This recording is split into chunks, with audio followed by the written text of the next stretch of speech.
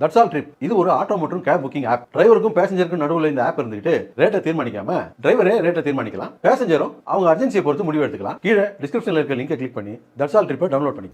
குடியிருப்பு வீடுகளுக்கு தூய பட்டா வழங்க வேண்டி வருவாய்த்துறையினர் உண்ணாவிரத போராட்டத்தில் ஈடுபட்டனர். சேலம் மாவட்டம் தம்மம்பட்டி அருகே 15 வார்டுகளில் குடும்பங்கள் வசித்து வருகின்ற நிலையில் மக்களுக்கு தேவையான நிலம் மற்றும் சம்பந்தப்பட்ட ஆவணங்களை பெற முடியவில்லை என்றும் வீடுகளுக்கு பட்டா வழங்க வேண்டும் என்றும் அந்த பகுதி மக்கள் உண்ணாவிரத போராட்டத்தில் ஈடுபட்டனர். இந்த சம்பவம் அந்த பகுதியில் பெரும் பரபரப்பை ஏற்படுத்தியுள்ளது.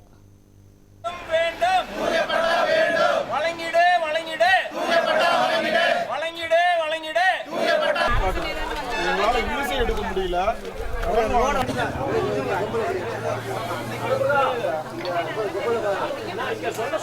நாங்க ஃபைல் அளந்து பட்டா கொடுக்கணும் தான் நாங்க நினைச்சிட்டு அளந்து எல்லாம் முடிச்சிட்டோம்.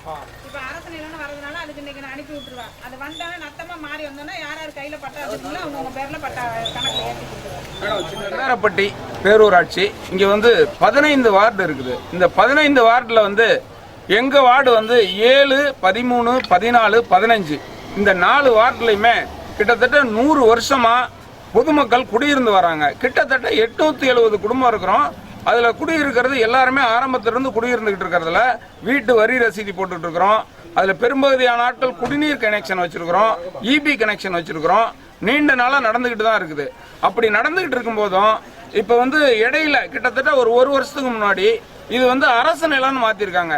வீடுங்கெல்லாம் பாத்தீங்கன்னா வீடியோ எடுத்துடலாம், நீங்க லைன்ல போய் பாத்தீங்கன்னா தெரியும். 1932 வீடு கட்டியிருக்காங்க, 47 வீடு கட்டி குடியிருந்திருக்காங்க. அப்படி இருக்கும்போது இது குடியிருப்பு பகுதின்னு இருக்கிறத விட்டுட்டு நத்தம் குடியிருப்பு பகுதியா தான் இவ்வளவு நாளா இருந்தது. ஆனா திடீர்னு 1 year before government overall Tamil Nadu லெவல்ல அரசு நிலம் நிறைய நத்தத்தை மாத்தினாங்க. அப்ப மாறும்போது எங்க பகுதியும் மாறிடுச்சு. அது எங்களுக்கு குடியிருப்பு பகுதி இல்லாத இருந்தா பரவாயில்ல, பட் கிட்டத்தட்ட ஒரு 870 குடும்பம் இருக்கிற பகுதியை போய் நீங்க அரசு நிலம்னு மாத்தினா நாங்களாம் எங்க போறது? குடியிருக்கிறவங்க எல்லாம் என்ன ஆகுறது? அரசு நிலம்னு எதுக்கு எடுத்தீங்க? நாங்க காசு கொடுத்து கிரைம் பண்ணியிருக்கோம். நிறைய பேர் பூர்வீக சொத்து இருக்குது. ரிஜிஸ்டர் ஆபீஸ்ல எல்லா டாக்குமெண்ட்டுமே எடுக்கிறோம். அதே தாசில்தார் ஆபீஸ்ல இருந்து நிறைய டாக்குமெண்ட் வாங்கியிருக்கோம். விஓஓஸ் கொடுத்துருக்காங்க டாக்குமெண்ட். அப்படி இருக்கும்போது எங்க நிலத்தை எதனால அரசு நிலம்னு மாத்துறீங்க? திரும்ப எங்களுக்கு அரசு நிலம் இருக்கிறத நத்தம் குடியிருப்பு பகுதின்னு எங்களுக்கு மாத்தி தரணும். அதுதான் எங்களோட கோரிக்கை. எங்கள் வீடு 1939 சுத்த கிரையம் பாலப்பாடியில் கிரையம் பண்ணிருக்கிறோம். அது இப்போ இத்தனை வருஷமாக நாங்கள் கரண்ட் பில்லு கட்டிகிட்டு இருக்கிறோம், தண்ணி பில்லு கட்டிகிட்டு இருக்கிறோம், வீட்டு வரி கட்டிகிட்டு இருக்கிறோம். இப்போ அரசு நத்தம்னு போட்டிருந்தாங்க. இப்போ இப்போ 5 மாதத்துக்கு முன்னாடி கிராம இது கவர்மெண்ட் இடம்னு சொல்லிட்டு 0 வேல்யூ ஆக்கிட்டாங்க. இப்போ 1939 நாங்கள் இவ்வளோ கிரையம் பண்ணுற சொத்தை கவர்மெண்ட் இடம்னு எப்படி எந்த அதிகாரி கொண்டு வந்தாங்க? இப்போ இருக்கிற அதிகாரி 0 வேல்யூ கொண்டு வந்துட்டாங்க. இது இப்போ கிட்டத்தட்ட ஒரு 870 வீடு இருக்குது. நாங்கள் 7, 13, 14, 15 4 வார்டு இருக்குது.